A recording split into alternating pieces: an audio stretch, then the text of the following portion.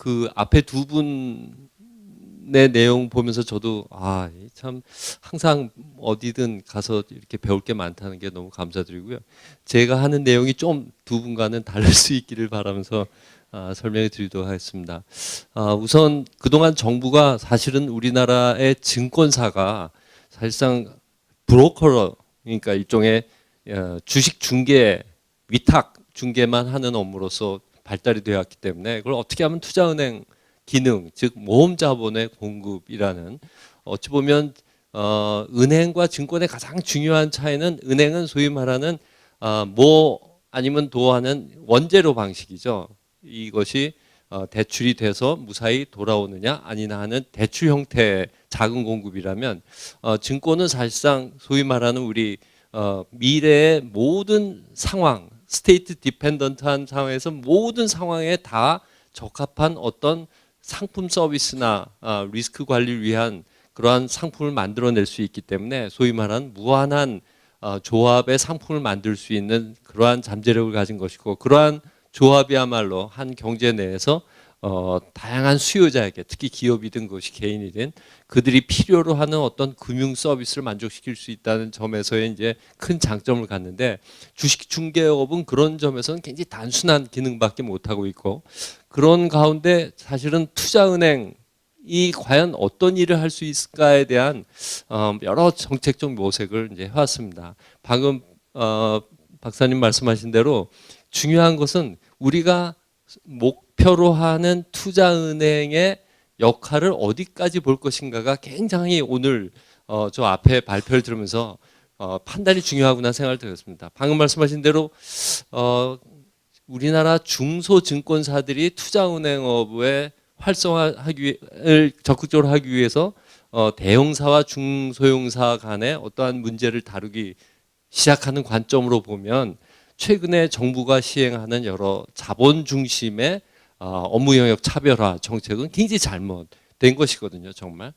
그럼 반면에 또 아까 모두의 우리 김상주 교수님 말씀하시고 또 했듯이, 만약 우리가 전 세계 글로벌 리더인 인베스트먼트 뱅커들하고 경쟁하려는 투자은행을 만들라고 생각하면 진짜 이거는 맨 땅에 이 얼음 땅에 이제 오줌 넣기식으로 어림도 없는 자본 차별화 정책이거든요. 그렇다면 우리는 그 중에 어떤 그 다양한 스펙트럼의 투자은행 역할이 있는데 그 중에 어디다가 정책 목표를 세워야 될 것인가에 제가 보기엔 큰 저희가 혼란이 있는 것 같습니다. 그래서 오늘의 논의는 그런 점에서 굉장히 우리가 생각해 볼 좋은 기회가 된 것 같고요. 저는 약간은 그 두 가지의 중간 정도를 생각하고 있습니다. 우리가 골드만삭스나 이런 엄청난 전 세계 금융을 좌지우지하는 그런 경쟁력을 가질 투자은행을 만들 수 없다는 게 제 솔직한 의견이고요. 반면에 또 우리나라의 웬만한 자본금을 가진 그러한 증권사들이 창의적인 업무 제공을 통해서 과연 우리가 원하는 금융 서비스를 달릴 수 있을지.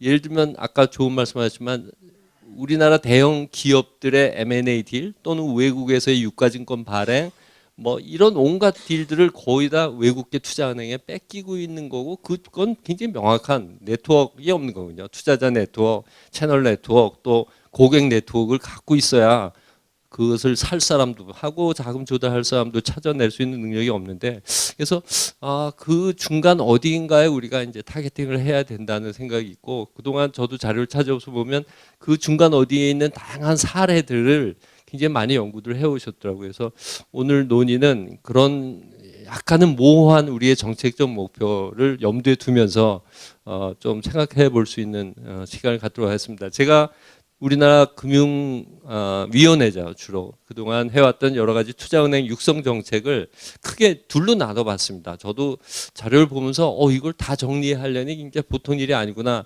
제가 한 3, 4주 전쯤에 연락을 받고 이걸 정리를 시작하는데 굉장히 마음이 급하더라고요. 그래서 기준을 잡은 것을 2009년에 저희 자통법이라고 하는 이 법이 나름 우리나라 증권업의 성격을 굉장히 바꿔놓게 되었습니다. 기본적으로 규제 완화인데 거기에 또 어떤 분 말씀하셨던 그 소비자, 투자자 보호 항목이 굉장히 강하게 들어가 있고, 또 이때는 언제냐면 2008년에 금융위기 터지면서 서프라임 사태 터지면서 전 세계에 이 투자은행업에 대한 금융에 대한 규제가 굉장히 강화되던 시절이었거든요. 그런 가운데 우리는 이거 아직 중학교도 안 간 애들을 선진국의 금융위기의 원인을 제공한 그 대형 투자은행들의 규제 대응을 보면서 우리도 또 따라가야 되나 어쩌나 하는 굉장히 혼란스러운 시기에 나온 정책이 이거였습니다. 그래서 그 이전과 그 이후를 크게 그냥 제가 구분을 해 보았고요. 그리고 이제 지금 오늘의 주제인 투자은행 업무와 관련돼서 정부가 방향을 제대로 좀 잡았다고 제가 보는 그나마 조금 전 박사님은 크게 동의하시는 않으실지 모르겠지만 두 정책이 있습니다. 13년과 17년에 반하면 종합금융투자사업자 제도라는 것을 근간으로 설명을 좀 드립니다. 증권업 이미 여러 얘기하셨고요. 다만 이제 크게 제가 두 주류가 있는 것 같습니다. 유럽계 겸업체제 하에서의 투자은행, 소위 머천 뱅커들이 이제 발달되어 온 것이 하나 있고요. 반면에 이제 미국은 전 세계적으로 이제 전업주의 금융체제를 채택한 유일한 국가였습니다. 그러다 이제 2차 세계대전 끝나고 군정이 일본과 한국에 들어오면서 전 세계에서 전업주의 금융체제를 채택한 유일한 제가 아는 OECD 국가 중에 대략 큰 주류로 보면 세 국가가 우리, 일본, 미국이 되고 있고 그런 추세 하에서 미국은 소위 말하는 이제 전업 체제를 유지해 왔고 글래스-스티갈 이후에는 더욱 이제 그것을 강하게 유지해 오고 있다가 그들의 투자은행업이 어찌 보면 미국의 80년대 90년대 성장을 주도하면서 가장 그 부각된 인더스트리 중에 하나가 이제 금융업이라고 자기네들이 보았건데 그러다가 이제 유럽계 금융업의 겸업은행들의 큰 장점은 이 소위 예금 조달로부터 얻어질 수 있는 무한대의 파이낸싱 능력이거든요. 그런 것들이 이제 상당히 이제 경쟁력으로 부상을 했고 그것에 대응하기 위해서 이제 나중에 미국도 지주회사 형태로의 겸업화를 이제 시도하게 되고요. 재밌는 것은 둘이 어떤 쪽이 우월한가의 판단은 뭐 시간을 따라가면서 굉장히 다를 것 같습니다만 특이하게도 전업주의 체제를 택한 미국계 투자은행들이 전 세계 투자은행 소위 말하는 리딩 리스트를 이제 지배하게 되었고 그 유럽계 겸업은행들이 예를 들면 미국의 퍼스트 보스턴이나 또는 좀 망해갔지만 뱅커스 트러스트 같은 투자은행들을 인수하면서 이것이 자기네들의 겸업 체제 하에서 커머셜 뱅커들이 지배하는 그런 금융 지주회사가 넘볼 수 없는 어떤 전문 영역이 또 있구나라는 인식하에 한 배경이 있습니다. 그래서 그 말씀 잠깐 드렸고요. 또 하나 저는 이제 주로 근대 쪽 말씀만 현대 쪽 말씀을 드리자면 큰 변화 중에 하나가 이제 소위 말하는 리미티드 파트너십에서 주식 회사로 소위 디뮤추얼라이즈 되는 선택을 하죠. 그거의 가장 주된 배경은 이것은 나중에 이제 우리가 가는 전략적 부분에 대한 시사점을 또 얻을 수가 있는데 결국은 피 비즈니스는 굉장히 경쟁적일 수밖에 없고 그러한 피 비즈니스만으로 살아남기 힘들다고 판단한 소위 증권사들, 투자은행들이 자기 거래, 자기 계정 거래를 확대하기 시작하고 그거에 필요한 자본을 조달하기 위해서 결국 주식회사화를 이제 택하게 된 과정이 되고요.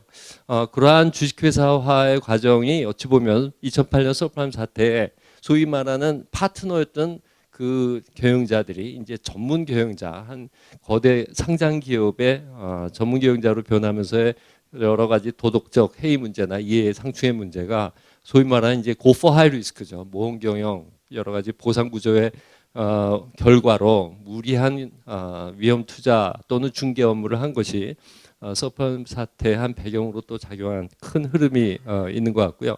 우리 다 아시다시피 몇 가지 분류만 좀 보면 진입 80년 이후 계속 꾸준하게 이제 증권사가 늘어서 10년에 62개로 최고치 그리고 지금 56개로 감소하고 있고요.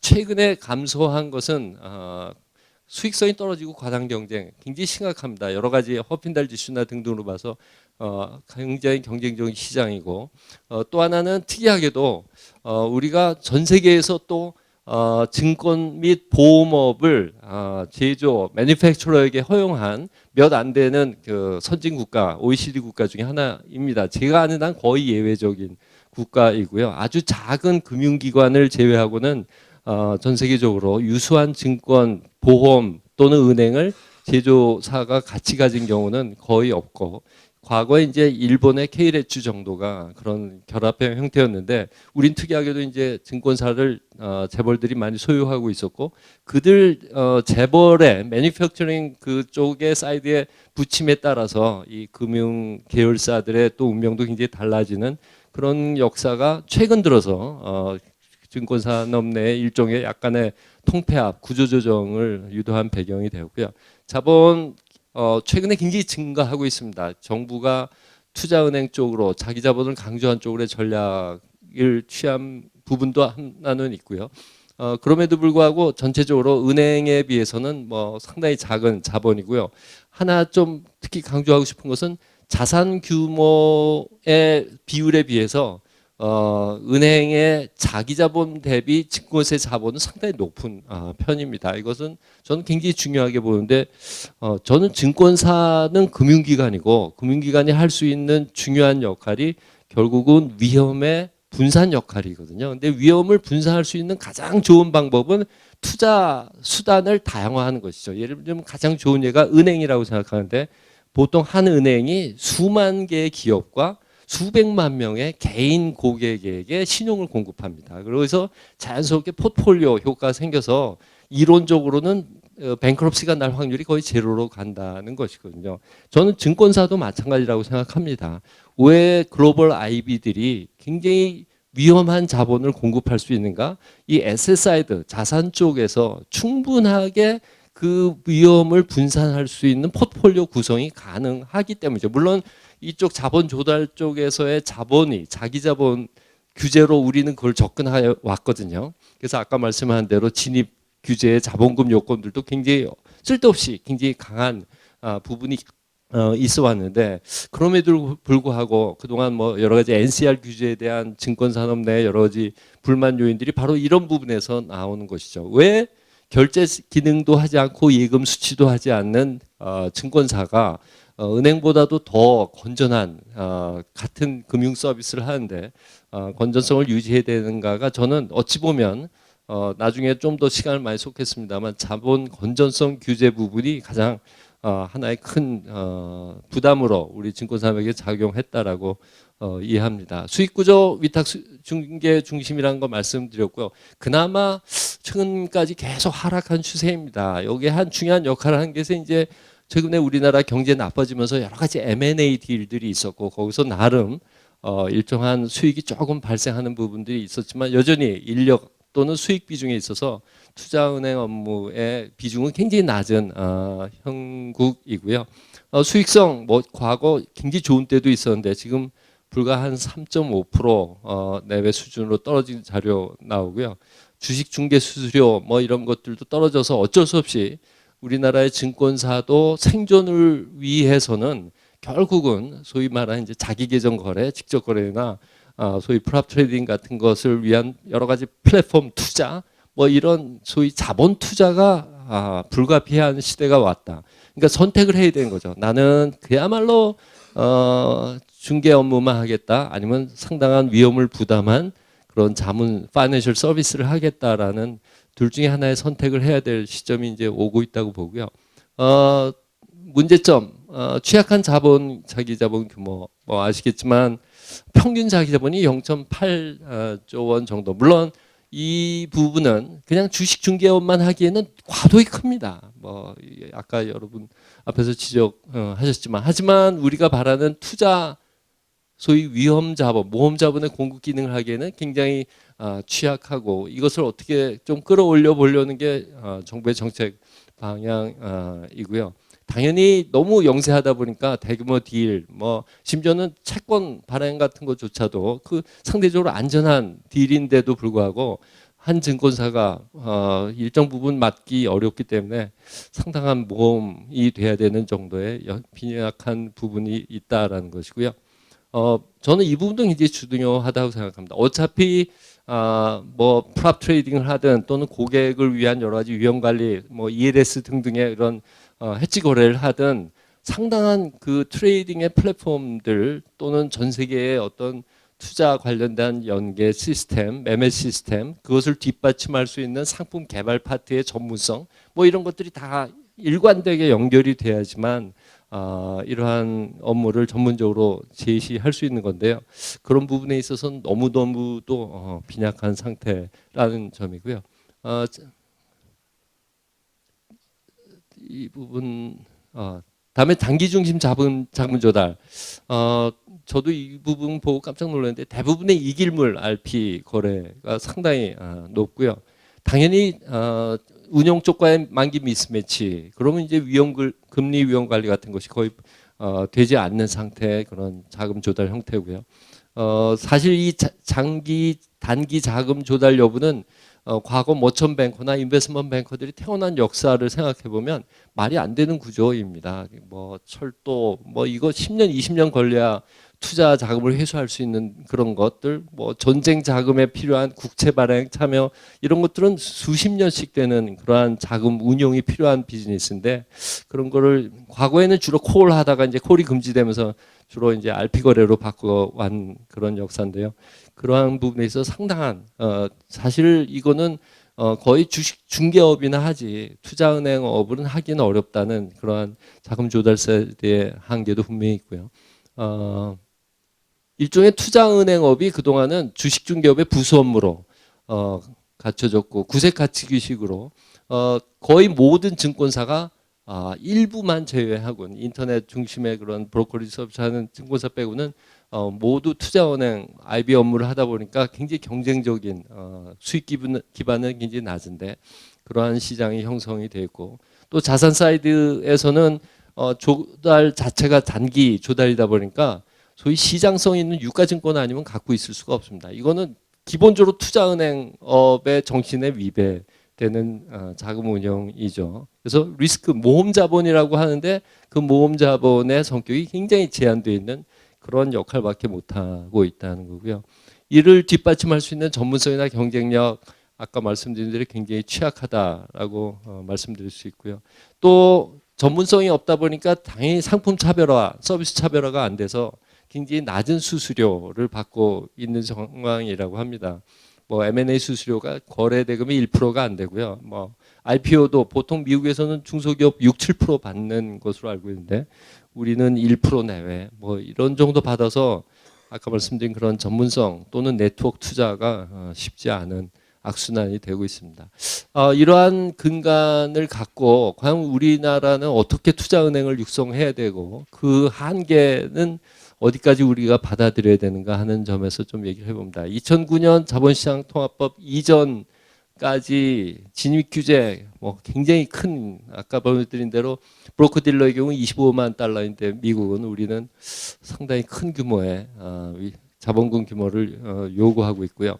또 업무 영역 상품 규제에 있어서 일일이 하나씩 정해주는 열거주의 규제 다 알고 계시는 거고 특이한 것은 이 부분이죠. 증권업 내에서도 증권 자산운용 선물업에 각각 칸막이를 쳐서 서로 겸용을 못하게 한 것도 굉장히 특이한 부분이고 보통 이제 겸업주의 체제에서 할 수 있었던 사실은 겸업주의 체제는 투자은행이 은행업을 하는 것이라기보다는 은행이 투자은행업으로 이제 진출하면서 하는 성격이 있습니다만 어쨌거나 우리는 전업주의에 의해서 예를 들면 M&A 거래에 필요한 자금 대출, 신용 제공 이런 것들을 상당히 오랫동안 승인해 오지 않았고요.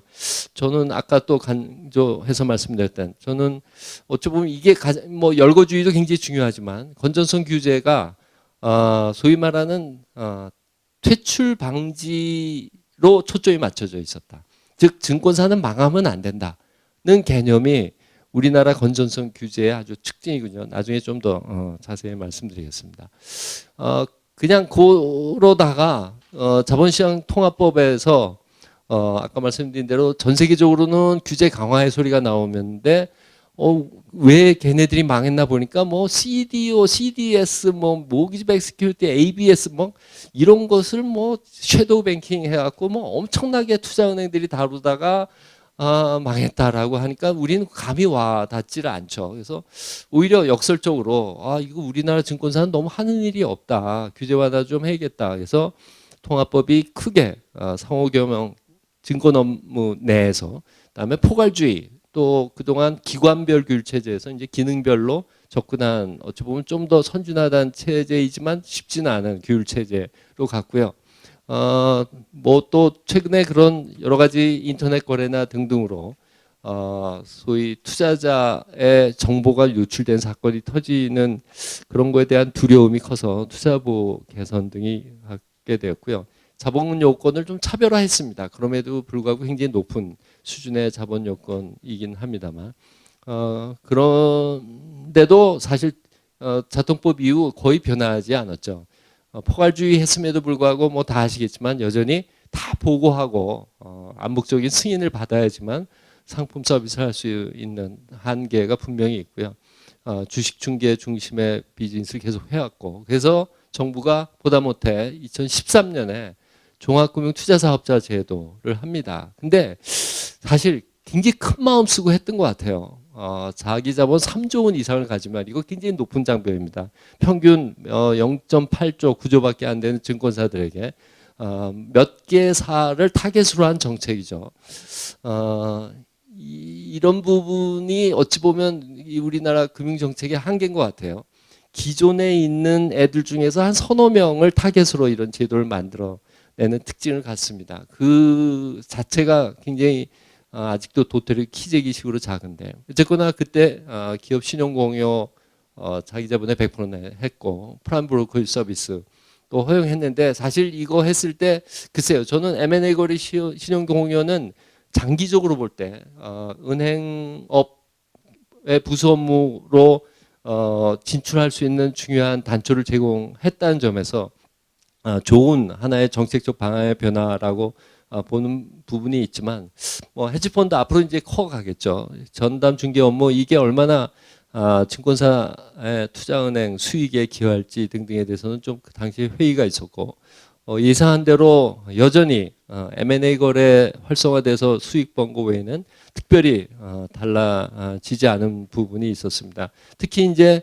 아까 80년대 이후 투자은행이 택한 전략적 선택, 즉 자기 계정 거래를 늘려가는 부분, PE 비즈니스에서 소위 말하는 이제 자기 계정 수익 거래로 리스크 테이킹을 하는 그러한 변화는 거의 아직도 찾아보기 힘들고, 감히 그걸 좀 하려고 했다가 해지 거래 등등에 있어서 손해를 봐서 또 곤란을 겪는 증권사들도 일부, 그 기본적인 배경은 제가 보기에는 결국 전문성의 한계 또는 기본적으로 갖고 있는 플랫폼 자체의 한계 때문에, 아까 말씀드린 굉장히 다양한 미래 스테이트 상황에 따라서, 상태에 따라서 다 그에 대응할 수 있는 구색을 갖추어야 되는데 그런 것이 쉽지 않았던 것 같다는 거고요. 2016년도 바로 이제 지난 8월에 소대형 투자은행 육성 방안을 실시합니다. 지난번 3조에 추가하여 4조 이상에게는 이거 굉장히 중요한 큰 선심을 썼습니다. 발행 자금 조달 기간을 좀 길게 할 수 있는 것, 그리고 또 은행 쪽에서 하던 환전 외국환 업무 하고, 또 8조 원 이상의 경우 원금 보장형 종합금융투자계좌라고 하는데, 전 솔직히 이게 지금 하고 있는 뭐 CMN의 계좌나 뭐 하고 얼마나 크게 다른지, 어차피 예금도 아니고 예금 보험 대상도 아니고 결국 단기 자금 조달 수단에 불과하고, 과연 고객들이 이런 계좌라고 해서 굉장히 유인이 될까 하는 의심은 있으나만 하여튼 큰 선심을 썼다고 하고요. 부동산 담보 신탁 업무도 오랜 수건 사업 중에 하나로 했고, 또 NCR 지표 도입 개선 좀 이따 다시 설명드리겠습니다. 등등이 있고요. 이 편은 참조하시면 되겠습니다. 몇 가지 그동안에 행해졌던 우리나라 투자은행 육성 정책 특징을 한번 그냥 정리해 봤습니다. 아까 말씀드린 열거주의 업무 영역 규제 말씀드린 바 있고요. 열거주의는 상상력을 제한하는 규제 방식이고, 규제자 입장에서는 굉장히 편하다는 장점이 있어서 계속 유지할 유인을 갖고 있는 거고, 두 번째는 겸용에 대한 협소한 정의, 아까 말씀드린 대로 우리나라는 전업주의 체제를 택한 가운데 다시 증권업 내에 또 칸막이 규제를 하는 형식만 갖고 있었다는 점. 네. 또 하나는 빅뱅식 개혁이 아니에요. 영국이 이제 런던을 금융의 중심지로 바꾼 큰 딜이 이제 바로 브로커시 피를 자율화하면서 촉발된 사건이었는데요. 도저히 상상하기 힘든 정도의 큼직한 개혁 또는 규제 완화 방안을 내놓아야 되는데 굉장히 점진적으로 소위 말하는 이제 피스밀 방식의 찔끔찔끔 방식의 이제 규제 완화를 계속 해왔는데 그것이 계속 효과가 없다는 것이 확인되면 다시 한번 또 다음 규제 완화로 넘어가고 그러다 보면 굉장히 시간이 걸리다 보니까 한 20년에 걸친 투자은행 육성 정책이 아직까지도 크게 효과를 보지 못하고 있는 부분이고요.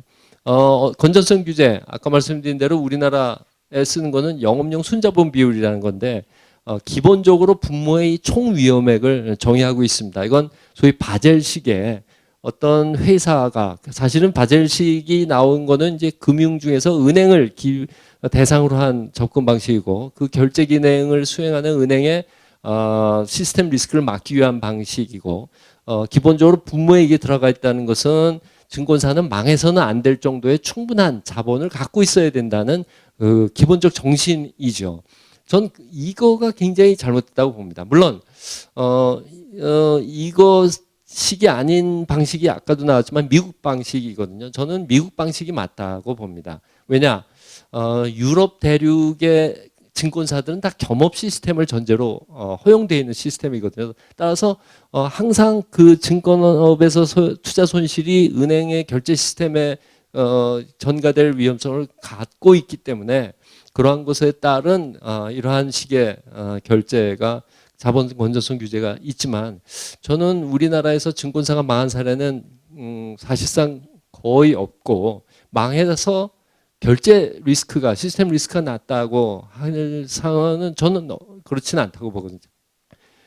그럼에도 불구하고 이런 제도를 택하고 있는데 그 주된 배경은 금융 규제자 입장에서 예를 들어서 소비자 보호나 이런 부분에 있어서 또는 은행 증권사 퇴출로 일어날 수 있는 여러 가지 혼란스러운 상황 같은 것이 굉장히 부담스러운 어찌 보면 약간 규제자의 이해상충 문제가 주된 배경으로 작용하고 있다는 것이죠.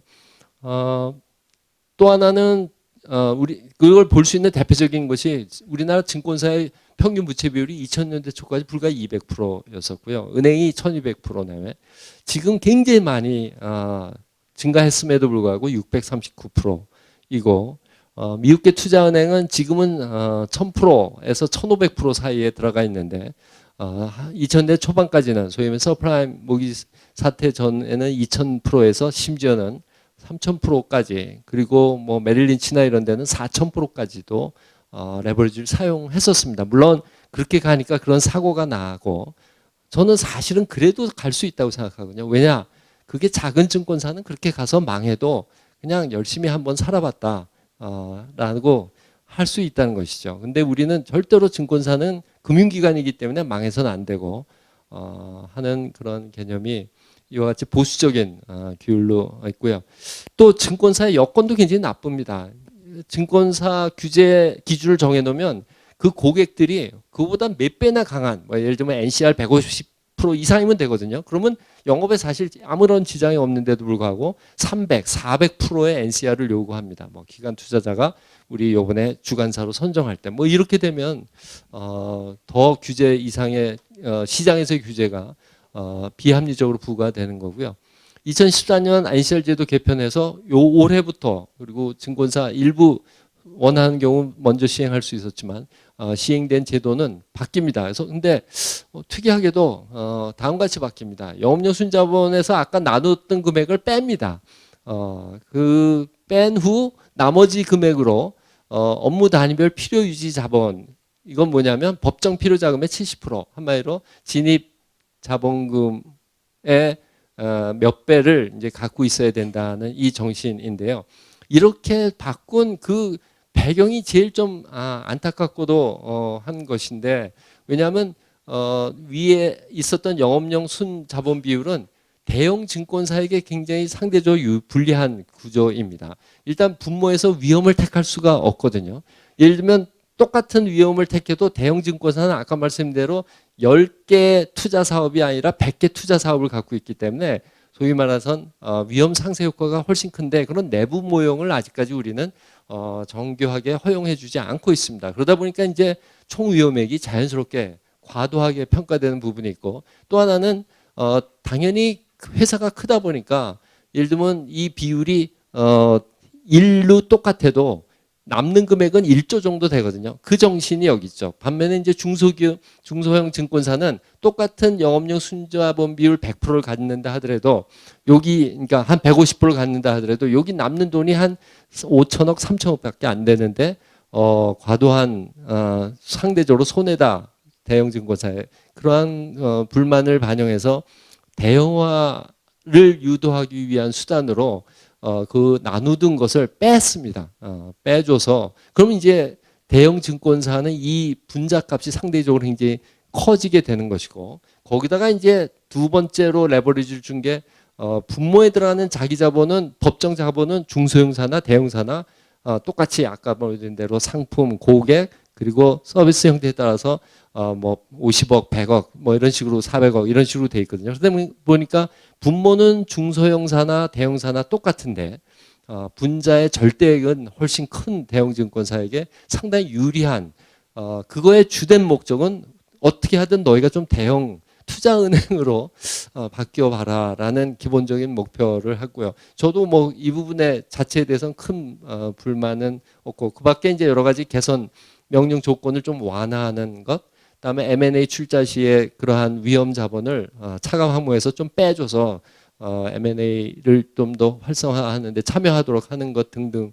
있습니다. 근데 재밌는 것은 이렇게 바꾼 비율 하에서는 소위 말하는 그동안의 바젤식의 자본 건전성 개념 방식이 이제 사라져 버리게 된 것이죠. 즉 증권사의 총 투자 위험액을 빼주기만 했지 비율로는 안 나타내서 불안한 겁니다. 그러니까 이게 엄청나게 얘들이 사이즈를 키우면서 총 위험액을 엄청나게 늘려가서 분자액을 그냥 유지만 하면 되니까 그런 두려움이 있어 보니까 레버리지 규제를 새로 도입합니다. 그래서 예를 들면 900% 이상이면 경영 개선 권고 뭐 이런 식으로 하나를 도입해서 결국 새로이 도입한 순자본 비율과 이 새로이 도입한 이 레버리지 규제를 합하면 그 모형이 갖는 내용은 과거에 갖고 있었던 것과 이제 비슷하게 회귀를 이제 합니다. 물론 대형 증권사에게 유리하도록 이러한 비율을 다 고민한 부분은 있었고요.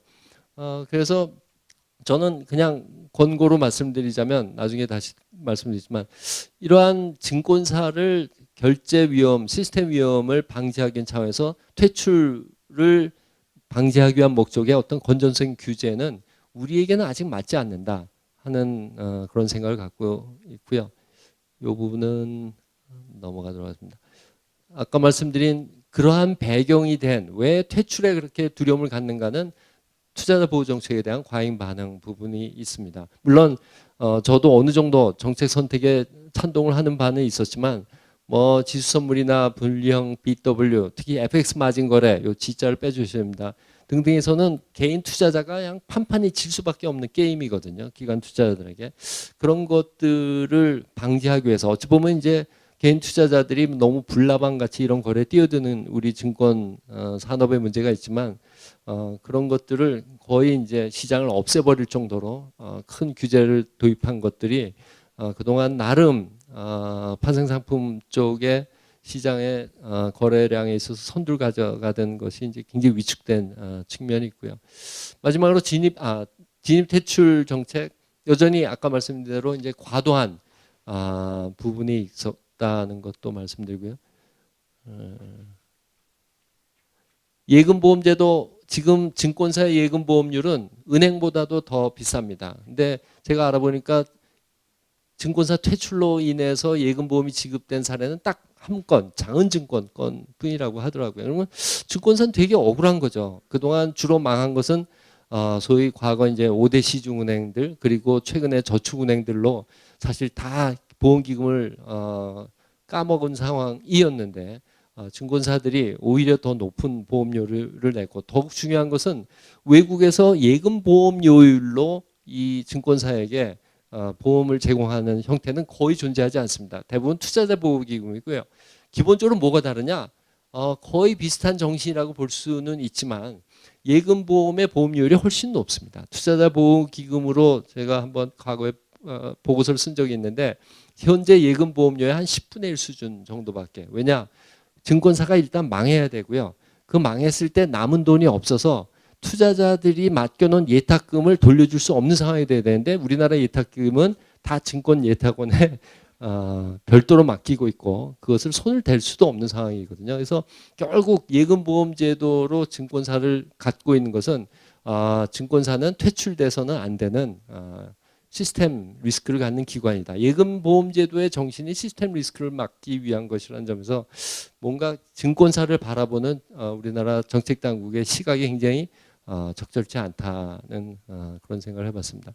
향후 정책 방향 아까 말씀드린 우리가 어디까지 목표를 잡아야 될 것인가 하는 부분인데 여기 있는 그동안에 논의된 관계금융에 기초한 전문성 확보, 글로벌 네트워크, 상품 개발 능력, 운영할 수 있는 플랫폼, 또 위험관리 능력 이거의 공통분모는 저는 자본이라고 생각합니다. 그래서 투자은행업을 하기 위해서 선택을 해야 되는 거죠. 굉장히 특화된 비즈니스에 위험 부담 없이 자본 없이 전문성 하나만으로 업을 할 수 있는 그러한 투자은행업을 우리가 타겟으로 하는 것인지 아니면 적어도 우리나라 기업들이 하는 여러 가지 거래에 서비스 할 수 있는 그것이 M&A가 됐든 자금 조달이 됐든 해외 진출이 됐든 그때 자본과 그다음에 그러한 여러 거래 상대방을 구해줄 수 있는 능력의 그런 네트워크를 가질 수 있는지에 대한 그 두 선택상의 어떤 한 부분을 선택해야 될 거고요.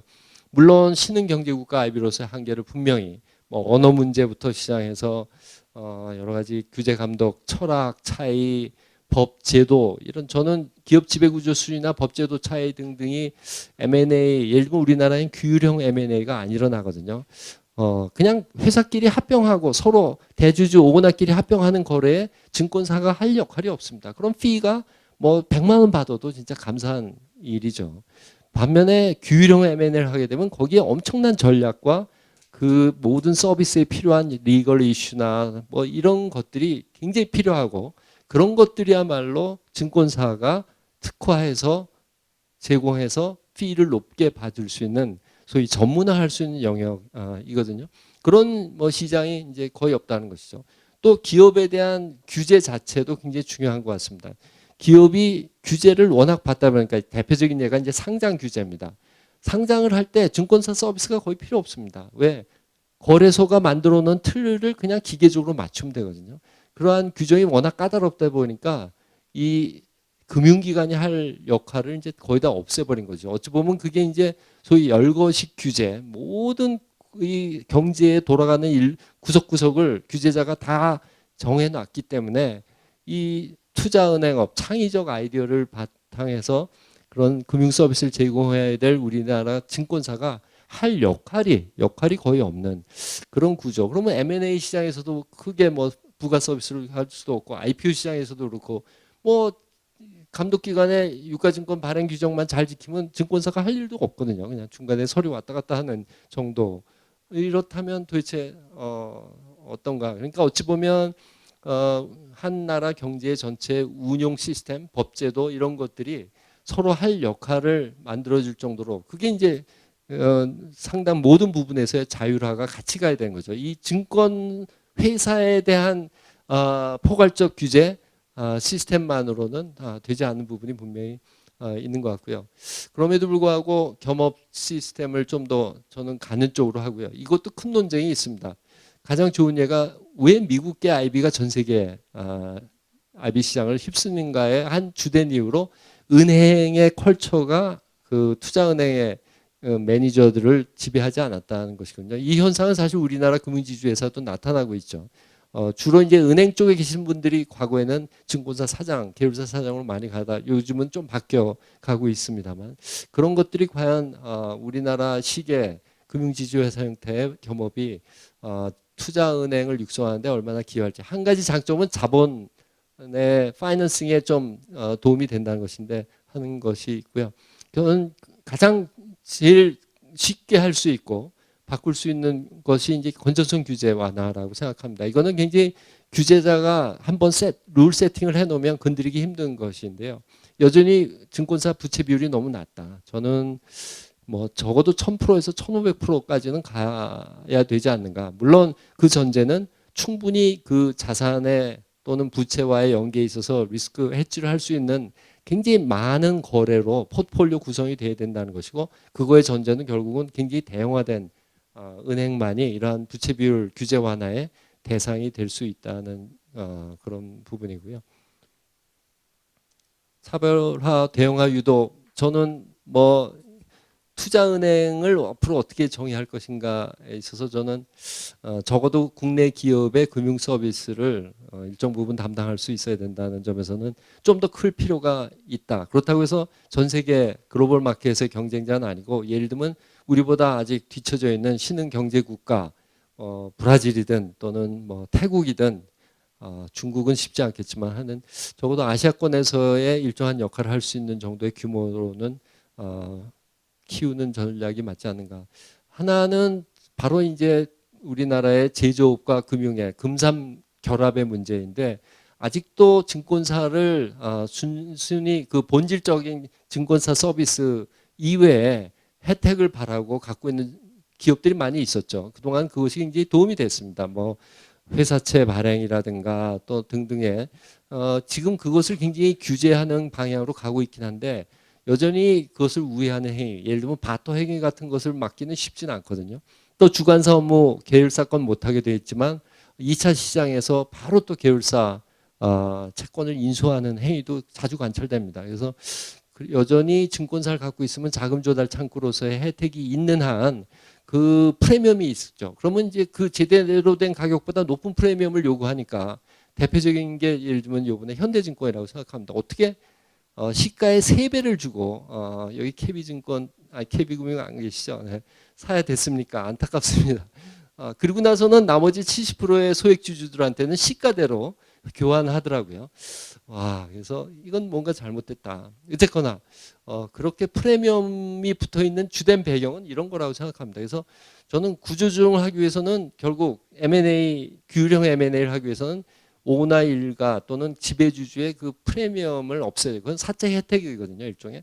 그런 것들을 없애야지만 가능하고, 그런 것들이 증권산업의 좀 경쟁을 완화하고 좀 더 하는 역할을 한다라고 생각합니다.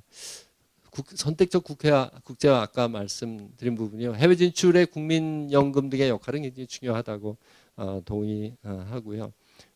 또 투자자들, 기관 투자자들 아까 NCR 말도 안 되게 높은 수준을 채워야지만 뭐 이런저런 업무를 주거든요. 그런 것들에도 관행에도 좀 변화가 필요하고요.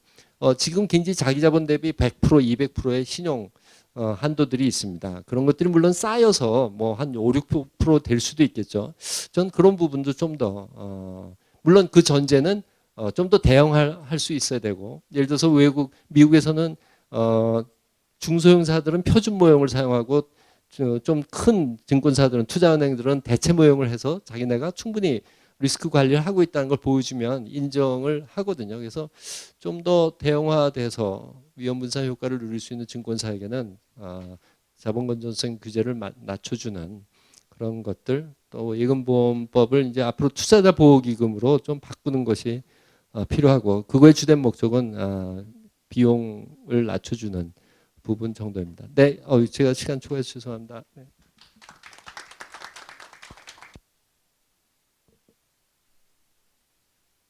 죄송합니다. 세 분 발표 잘 들었습니다. 제가 시간 관리를 좀 잘 못해가지고 예전보다 한 30분 정도 지연이 된 것 같은데요. 그래도 10분 쉬었다 할 수 있겠죠? 예, 그러면 10분 쉬도록 하겠습니다.